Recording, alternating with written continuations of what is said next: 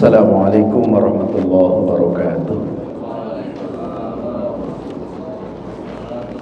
A'udzu billahi samiil 'aliim minasy syaithaanir rajiim.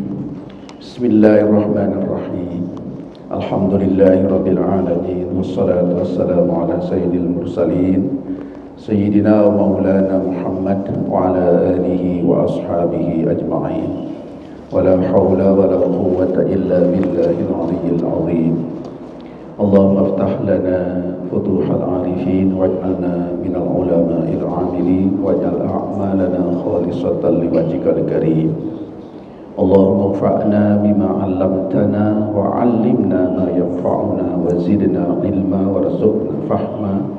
Walhamdulillahi ala kulli hal wa na'udzu billahi min hali ahlin nar.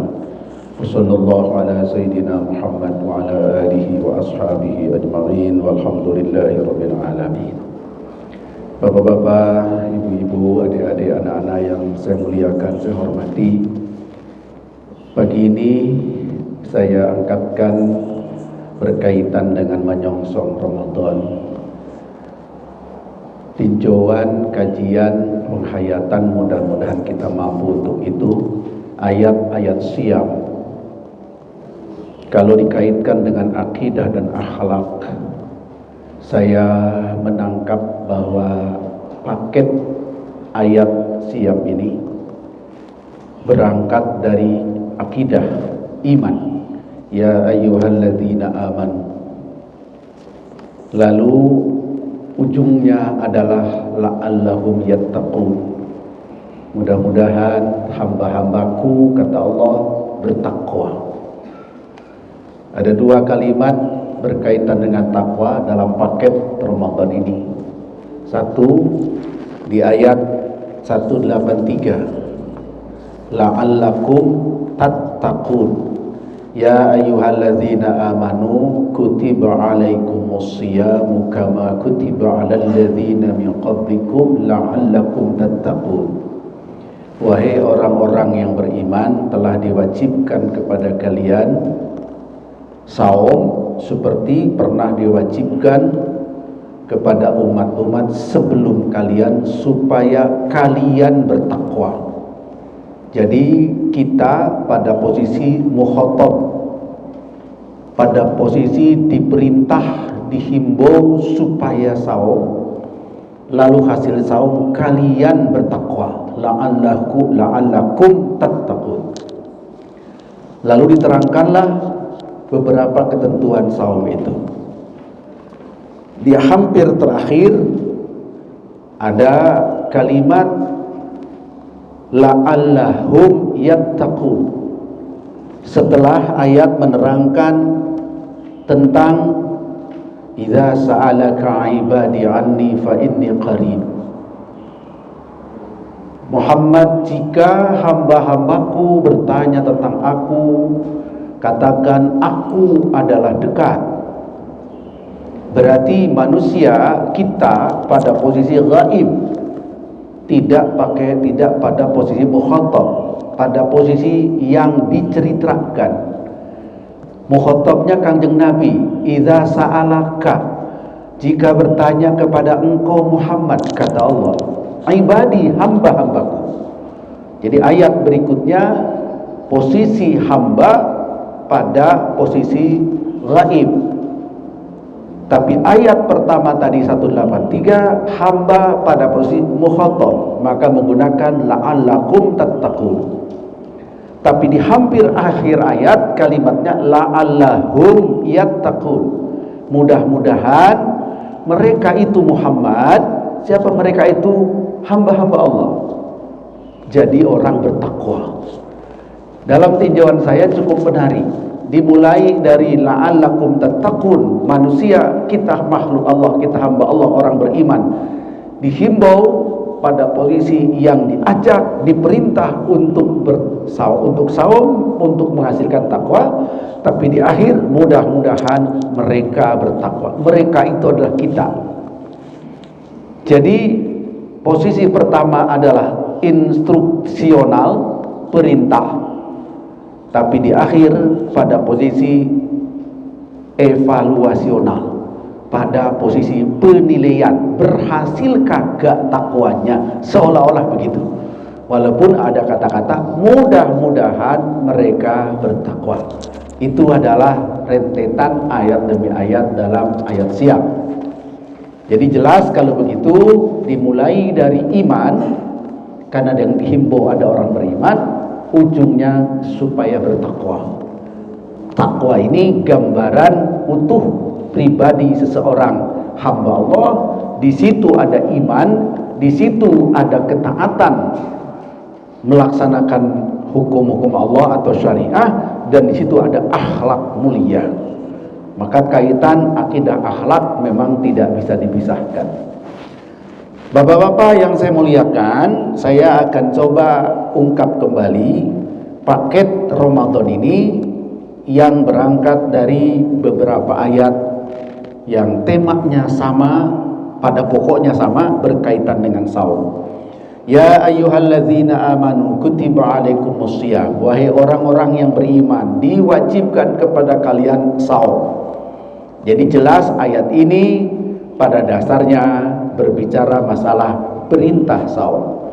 Kama kutiba alal ladzina min qablikum, ini bukan kalimat perintah tapi informasi bahwa dahulu pun umat-umat terdahulu sebelum umat Islam juga diwajibkan saum. Kalau buka sejarah, penelitian para ulama, semua agama ada ajaran saum di dalamnya. Konon cuma satu saja agama yang tidak ada ajaran saumnya, menurut sebagian pengamat, peneliti, yaitu Konghucu. Tidak ada saumnya katanya. Tapi agama lain, Yahudi, Nasrani, Hindu, Buddha, semua ada saumnya. Hanya satu agama yang konon tidak mengenal ajaran saum. Apalagi kalau kita persempit, yang dimaksud agama adalah wa'un ilahiyun, adalah ajaran datang dari ilahi, dari Allah. Tentu saja kita cuma mengenal agama yang datang dari Allah, bukan agama hasil budaya, hasil filsafat, hasil pemikiran manusia dari bumi. Maka tentu saja saum kita sangat ketahui agama samawi, kata para ulama adalah Yahudi, Nasrani, dan Islam. Jelas pada tiga agama itu ada ajaran saum, dan ditemukan dalam sumber-sumber naskah yang sangat jelas. Jadi ayat pertama perintah saum. Lalu ayat kedua adalah beberapa ketentuan. Pertama menyangkut waktu, ayyamam ma'dudat.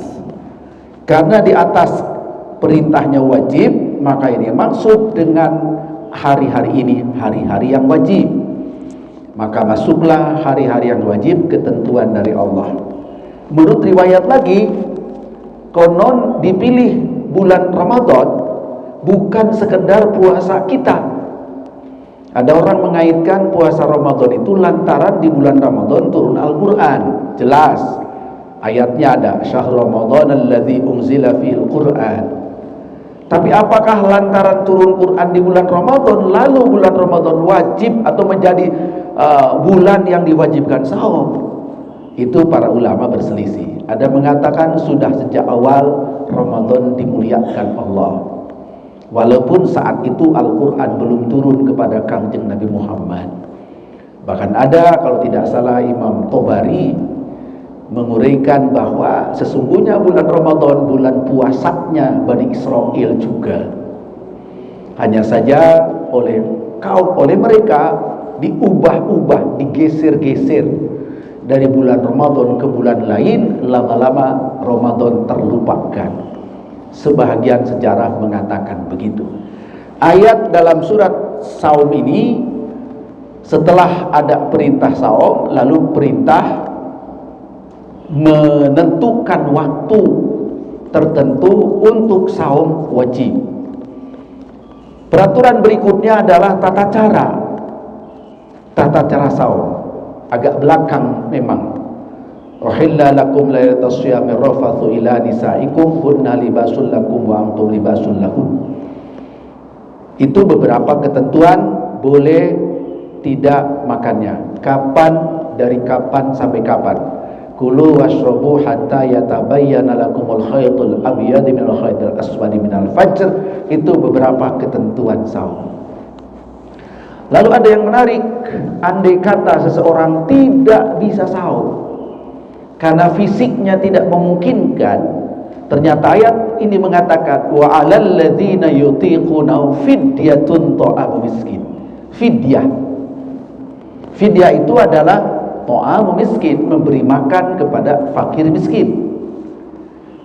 Menarik untuk diperhatikan, saum adalah ibadah ketaatan kita kepada Allah, menahan haus dan lapar semata-mata mengharap ridho Allah, tidak mengharap yang lain. Jadi saum adalah ibadat hubungan kita dengan Allah Subhanahu wa taala, Sang Pencipta. Tapi jika saum tidak bisa karena kondisi fisik tidak memungkinkan, maka ternyata beralihnya ke fidyah. Padahal fidyah itu adalah ibadah harta, ditujukan kepada makhluk Allah, bukan kepada Allah. Cukup menarik. Jadi sudah melebar nih. Kalau saum itu adalah hubungan vertikal kepada Allah, maka fidyah itu horizontal. Dan ini kalau kita lihat kok kayaknya jenisnya beda nih. Kalau saum itu ibadah kepada Allah sampai menahan-nahan lapar dan haus karena taat kepada Allah, iman dan ihtisaban.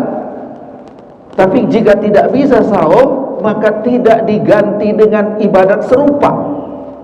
Misalnya diganti dengan sujud 40 kali misalnya. Kan sujud kepada Allah. Atau sholat 20 rakaat pengganti tidak puasa, tidak saum karena tidak mungkin. Jenis saum dengan sholat kan hampir sama. Sama-sama ibadah badan ditujukan kepada Allah. Sementara fidyah bukan. Fidyah bukan ibadat langsung kepada Allah, ibadat badan, ibadat harta. Walaupun ada unsur badan, maaf unsur hati. Karena harus disertai dengan niat tidak bakhil. Artinya membuang sifat akhlak buruk dengan fidyah itu. Tapi jenis ibadatnya beda. Bukan hablum minallah, tapi hablum minannas, seolah begitu. Ini cukup menarik. Berarti Allah itu mensyariatkan agama Islam menyentuh berbagai aspek hubungan kita dengan Allah, aspek hubungan kita dengan sesama makhluk. Jadi di ayat saum itu nampak jelas kewajiban saum kepada Allah, tapi bagi yang tidak bisa saum baru dialihkan kepada ibadat sosial bersifat maliyah, bersifat harta. Ini tidak bisa dianggap sepele dua hal itu, hubungan dengan Allah dalam bentuk ibadah makhluk dengan hubungan dengan sesama manusia dalam ibadat sosial, satu paket dalam ayat siam ini. Bapak Ibu hormat, kita menemukan dalam ayat ini. Kemudian hidup kita tidak semena-mena. Ternyata walaupun kelihatannya anak kalimat, setelah ditentukan kewajiban saum di bulan Ramadan, Allah memutuskannya Ramadan itu menjadi syarat sahnya ibadat Ramadan, kecuali bagi yang berhalangan lalu diqadha di bulan lain, merupakan syarat waktu. Ternyata tidak sekedar menyebutkan bahwa Ramadan syarat sahnya saum Ramadan, tapi Ramadan dikaitkan dengan turunnya kitab suci Al-Quran, dikaitkan lagi dengan fungsi Quran.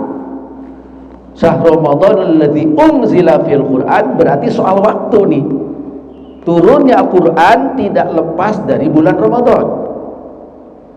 Tapi kemudian diperluas lagi. Saya mengatakannya tadi anak kalimat. Kaitkan apa? Fungsi Quran sendiri apa? Hudan linnas wa bayyinatin minal huda wal furqan. Bapak Ibu, luar biasa ayat ini. Dari ayat saum ke Al-Quran, ke fungsi Quran sebagai petunjuk hidup umat manusia ini.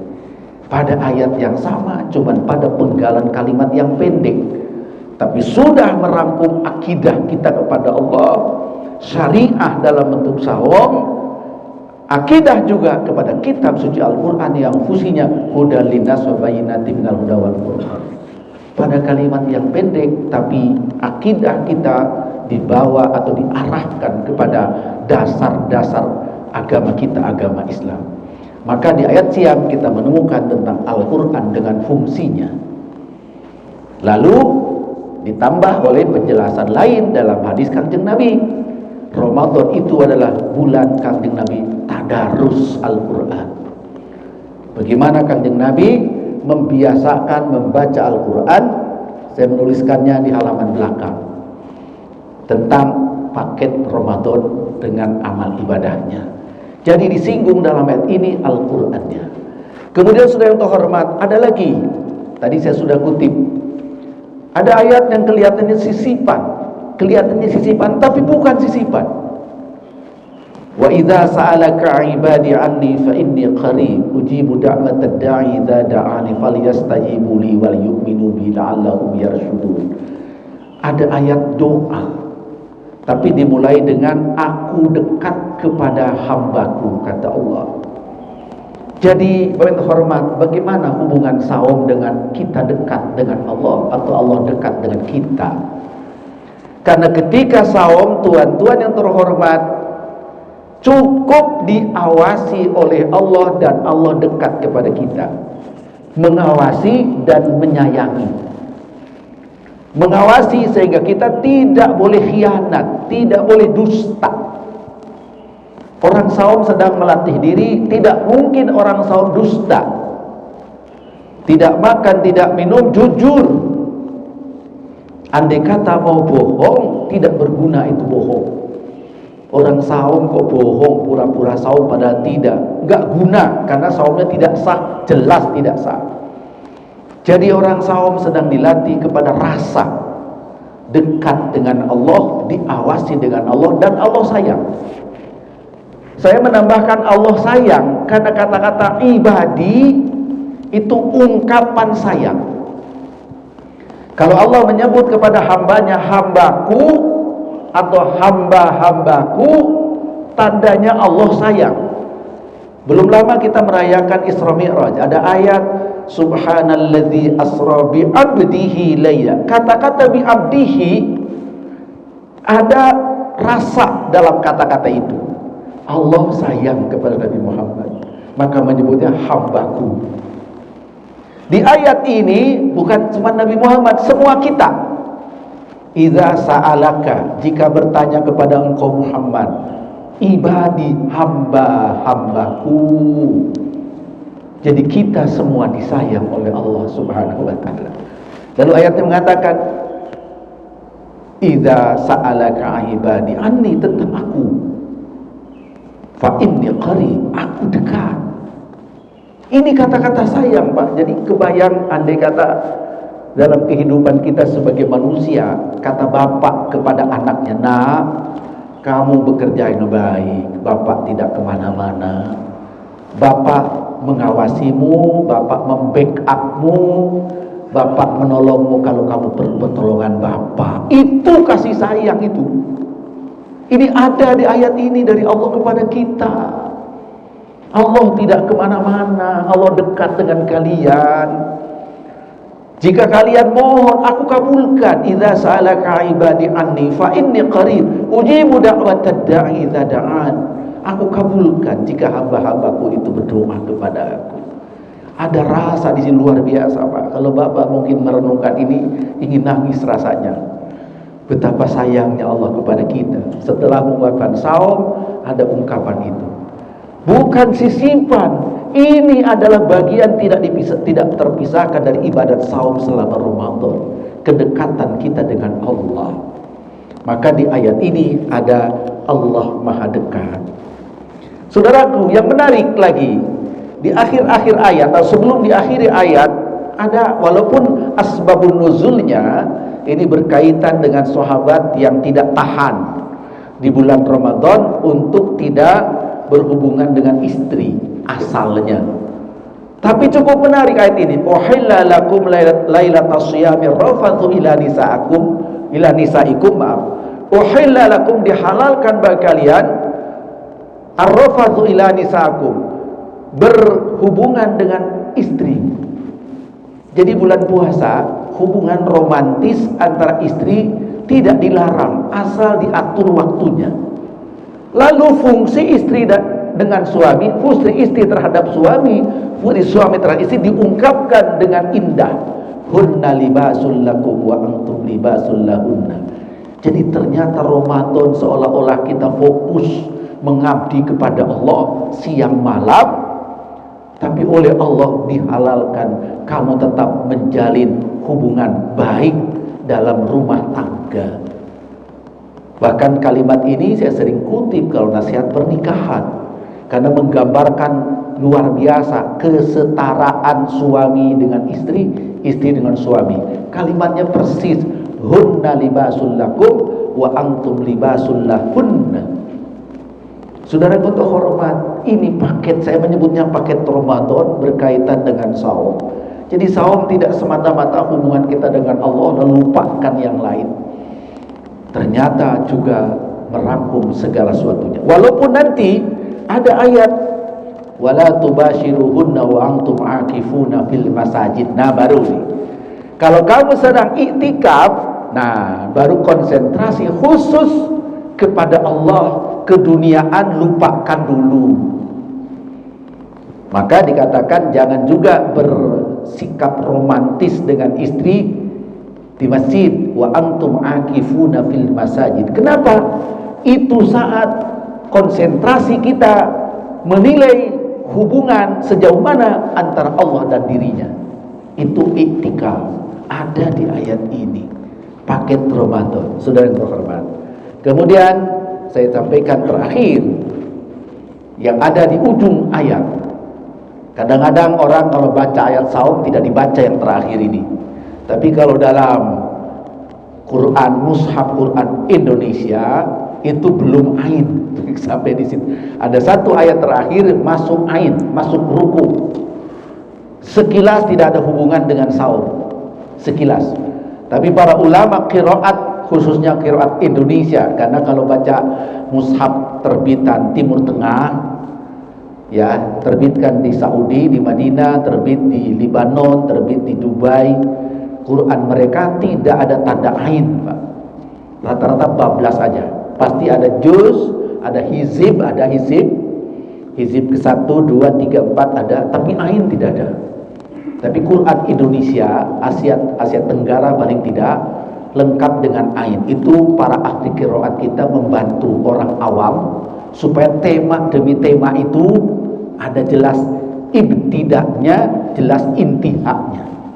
Maka biasanya para ulama kalau membaca Al-Quran dalam sholat baru ruku kalau kena ain, karena temanya sudah kelar, sudah selesai. Kalau belum ain, boleh jadi sudah sempurna, boleh jadi belum, tidak selamanya sama ya.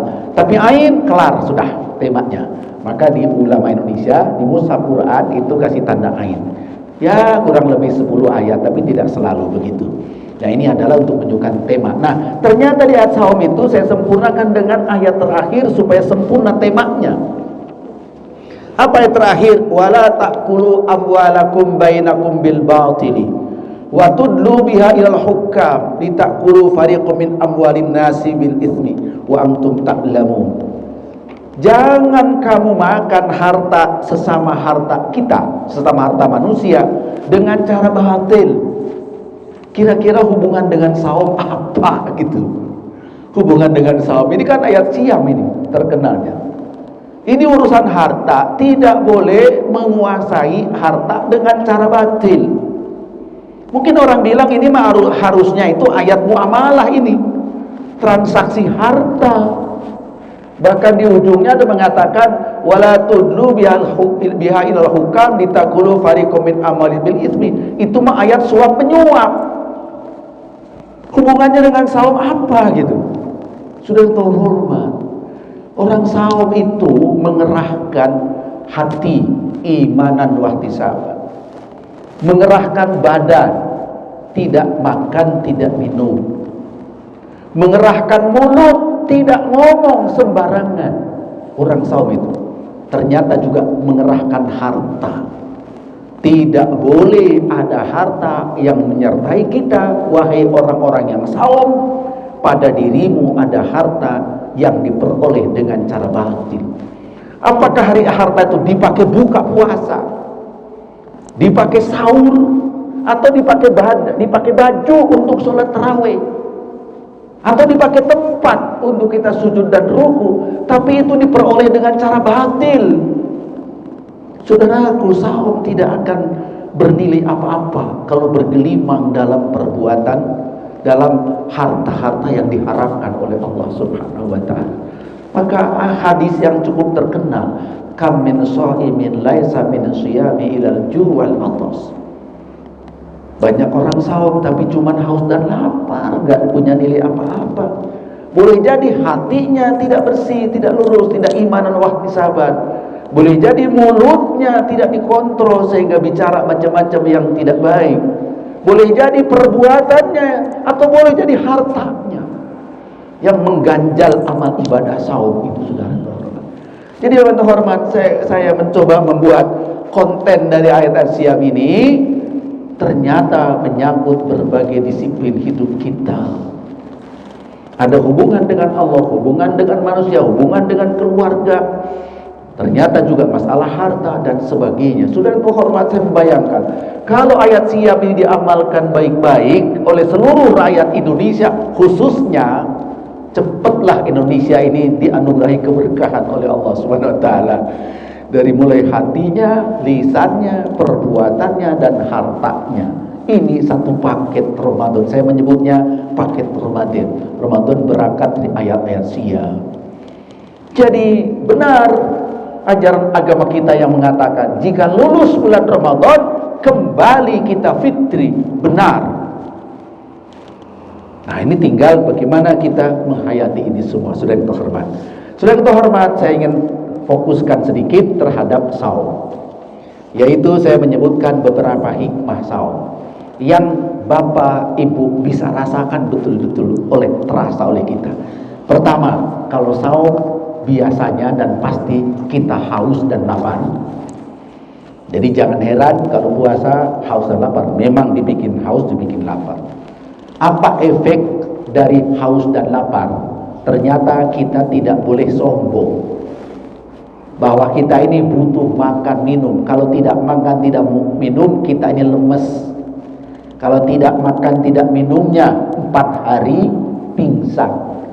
Kalau tidak makan minumnya 10 hari koib kali kita ini. Jadi kita kuat apa enggak? Kagak. Yang kuat itu Allah. Kalau menyadari itu, maka akan muncul beberapa rasa. Satu, rasa membutuhkan Allah. Kedua, rasa syukur atas nikmat selama ini. Ketiga, rasa sayang kepada orang yang sedang nasibnya tidak mampu, tidak cukup makan minum. Itu muncul karena kita lapar. Karena orang saum merasa haus dan lapar. Yang kedua, orang saum itu adalah tidak makan, tidak minum walaupun ingin. Kita ingin makan sebetulnya kalau siang hari. Haus, kita ingin minum, tapi tidak. Kenapa? Karena kita bukan hewan. Kalau hewan silakan saja. Karena kita manusia. Apa manusia? Manusia pingin makan, pingin minum, itu hawa nafsu. Menahannya itu akal. Karena kita harus taat kepada Allah. Baik niatnya latihan sabar, maupun niatnya itu semata-mata mengharap ridho Allah. Maka hawa nafsu dikendalikan oleh akal yang sehat. Karena kita manusia. Jadi saya ulangi, kita sebetulnya pingin makan, sebetulnya pingin minum, makanan ada, minuman ada, tapi tidak. Kenapa? Sebab hawa nafsu itu sedang dikendalikan oleh akal sehat kita sebagai orang beriman. Dan yang ketiga, orang saum itu tidak makan, tidak minum, walaupun tidak ada yang mengawasi. Tadi saya sudah katakan, walaupun tidak ada yang mengawasi, kita tidak makan, tidak minum. Makanan minuman ada, kepingin juga, dan ada pula. Menahan kepinginnya itu adalah akal mengendalikan hawa nafsu. Tidak mencuri, tidak pura-puranya, karena kita jujur alias kita amanah. Itu hasil dari saum. Saya menyebutkan 3 poin saja hikmah dari saum yang langsung mendidik akhlak kita. Jadi saya ulangi, 1, kita akan muncul, ini akhlak semuanya. 1, rasa membutuhkan Allah, rasa syukur atas nikmat selama ini kita bisa makan, entah sudah berapa banyak yang kita makan minum sejak lahir sampai sekarang. Kita bersyukur bisa makan. Bisa juga ingat kepada orang yang selama ini kekurangan makan. Itu akhlak semua. Lalu akal mengendalikan hawa nafsu, itu juga akhlak. Kemudian jujur, amanah, kita tidak khianat, tidak pura-pura dan sebagainya. Itu adalah akhlak mulia. Saudaraku, hasil dari saum. Oleh karena itu, saudara yang terhormat, saya membuat di belakangnya sekedar dibilang panduan, terlalu keren lah kalau panduan, karena Bapak Ibu juga sudah pada paham semuanya sebetulnya ya. Ini hanya penyegaran ulang saja, yaitu apa saja amaliyah selama Ramadan. Ada saum, saya cantumkan dalilnya. Ada qiyam Ramadan, saya cantumkan dalilnya. Ada tilawah tadarus, saya cantumkan dalilnya. Ada zikir dan doa, saya cantumkan.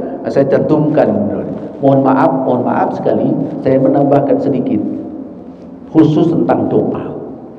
Di medsos saya pernah melihat uraian bahwa bahwa habis sholat itu Nabi Muhammad tidak ada doa, yang ada zikir.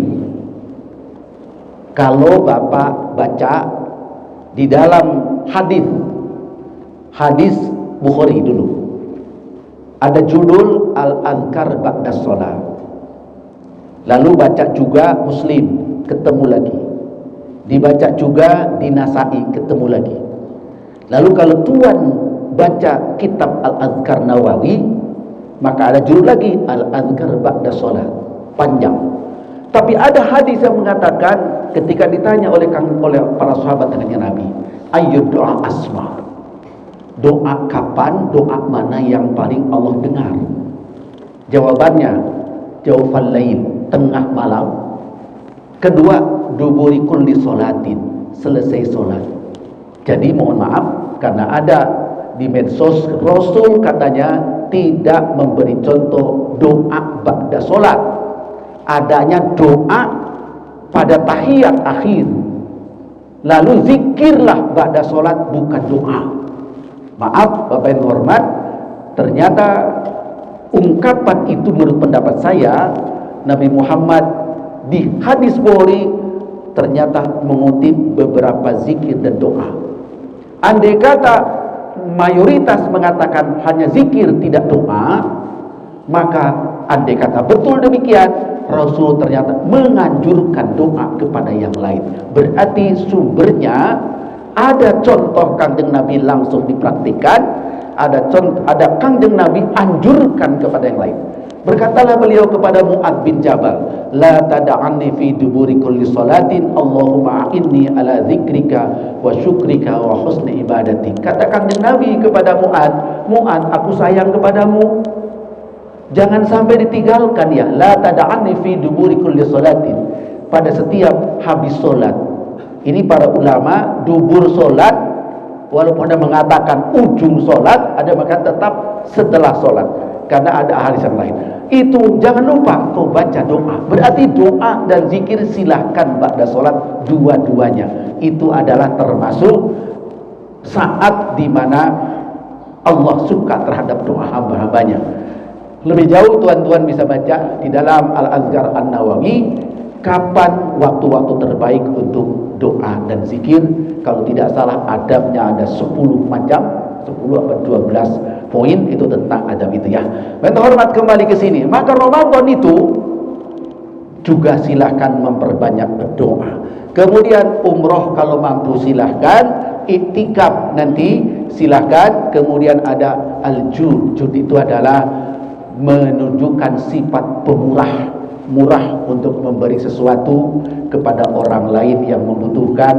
ya termasuk kalau sekarang ini banyak yang buka bersama dan sebagainya, dengan ikhlas memberikan segenap harta kepada mereka. Ini poin-poin yang yang dianjurkan di dalam kegiatan selama bulan Ramadan. Mohon maaf sekali lagi, saya nambahkan satu poin kembali, tapi ini silakan Bapak kalau tidak setuju, berbeda pendapat, tidak mengapa. Saya di dalam menuliskan dalil qiyam Ramadan, saya menuliskan hadis Imam Muslim, karena Rasulullah SAW yuraghibu fi qiyam Ramadan min ghairi ayyamurahum fihi bi'azimah. Rata-rata orang mengambil dalilnya itu dalil hadis Bukhari dari Siti Aisyah, Kangjeng Nabi tidak lebih sholat malamnya di Ramadan maupun bukan dari 11 rakaat rata-rata. Tapi mohon maaf, hadis itu tidak ada di bab tarawih, adanya di bab qiyam Ramadan. Maka saya tulis yang ada di qiyam Ramadan, dalilnya ini, karena Rasulullah SAW yuraghibu fi qiyam Ramadan min ghairi ayyamur fi bi'azimati. Itulah dalil yang ada di klasifikasi hadis atau urian hadis para ahli hadis berkaitan dengan Ramadan. Oleh karena itu terbuka diskusi tentang berapa rakaat salat tarawih.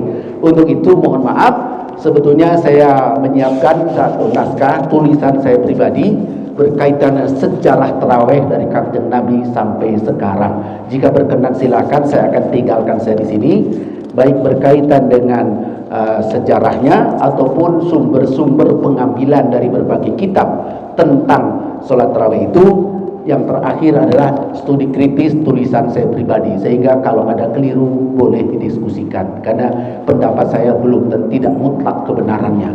Tapi kesimpulan yang saya katakan di sini adalah yang seperti cantumkan di sini hadis Muwatta Imam Malik tentang tarawih, innahum yaqumuna ala ahdi Umar bin Khattab radhiyallahu anhu fi syahr Ramadan bi isrina raka'atan. Ada dalam hadis Al-Muwatta Imam Malik. Saya kira itu untuk sementara. Untuk hormat, mohon maaf lebih kurangnya. Matahari sudah terbit juga, jadi sudah boleh sholat isyraq ya. Mungkin itu yang saya sampaikan. Saya simpulkan kembali bahwa paket Ramadan yang inspirasinya atau yang sumbernya dari ayat-ayat siam, ternyata di dalamnya adalah urusan akidah kita, syariah kita, dan akhlak kita. Bahkan hubungannya luas, bukan sekedar dengan Allah, tapi dengan diri pribadi dan sesama hamba-hamba Allah Subhanahu wa taala. Mohon maaf lebih kurangnya. Apa ada pertanyaan? Tidak ada. Kayaknya tidak ya, karena sudah siang. Pertanyaannya sambil ngobrol-ngobrol saja di luar acara ya. Kalau akan sholat sunnah masih ada waktu. Terima kasih, saya kira itu dari saya. Mohon maaf lebih kurangnya. Hadanallahu yakum ajma'in. Subhanakallahumma rabbana wa bihamdik, asyhadu an la ilaha illa anta, astaghfiruka wa atubu ilaik. Allahumma barik lana fi Sya'ban wa balighna Ramadan wa a'inna ala siyamihi wa qiyamihi wa taqabbalhuma minna innaka antas samiul alim. Rabbana taqabbal minna innaka antas samiul alim. Kama taqabbalta min Ibrahim khalilika wa kama taqabbalta min Muhammad sallallahu alaihi wasallam habibika wa rasulik. Rabbana atina fid dunya hasanah wa fil akhirati hasanah wa qina adzabannar. Wa sallallahu ala sayidina Muhammad wa ala alihi wa ashabihi ajma'in. Walhamdulillahi rabbil alamin. Wassalamualaikum warahmatullahi wabarakatuh. Allah